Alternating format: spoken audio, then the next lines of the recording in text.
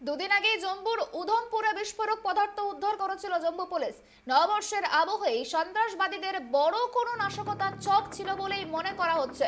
এরপর জম্মুতে নিরাপত্তা বাহিনী ও সন্ত্রাসবাদীদের মধ্যে গুলির লড়াইয়ের খবর মিলেছে। এনকাউন্টারে এই তিনজন সন্ত্রাসবাদী নিহত হয়েছেন বলেই খবর মিলেছে। বুধবার সকালে জম্মুর সিধরাতে নিরাপত্তা বাহিনী ও সন্ত্রাসবাদীদের মধ্যে এনকাউন্টারের খোঁজ মিলেছিল।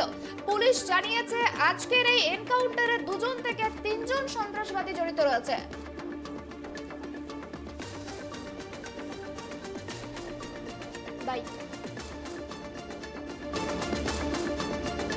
बुझाया जा रहा है और बुझाने के बाद जब तलाशी होगी तब संख्या बराबर बताई जा सकती है, लेकिन 2 से 3 कम से कम आतंकी होने की संभावना है। सर क्या इनपुट था जिसके बाद ये ऑपरेशन लॉन्च किया गया था? के बारे में पूरा बताइए सर, कैसे हुआ, सुबह क्या हुआ सर? ये 26 जनवरी के मद्देनज़र हमने बॉर्डर सिक्योरिटी ग्रिड को अलर्ट किया हुआ था और आज सुबह एक ट्रक की मूवमेंट जो है अनयूजुअल दिखी हमें। यूजुअली यहाँ पे ट्रक की मूवमेंट 12 बजे के बाद होती है, लेकिन ये एक ट्रक था जो यहाँ मूवमेंट कर रहा था।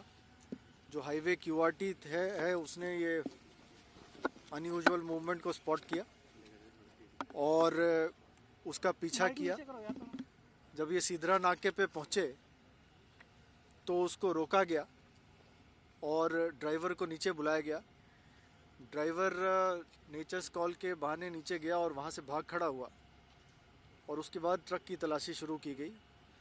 ट्रक से के अंदर से जब तलाशी हो रही थी तो फायर आया, जिसका जवाब दिया।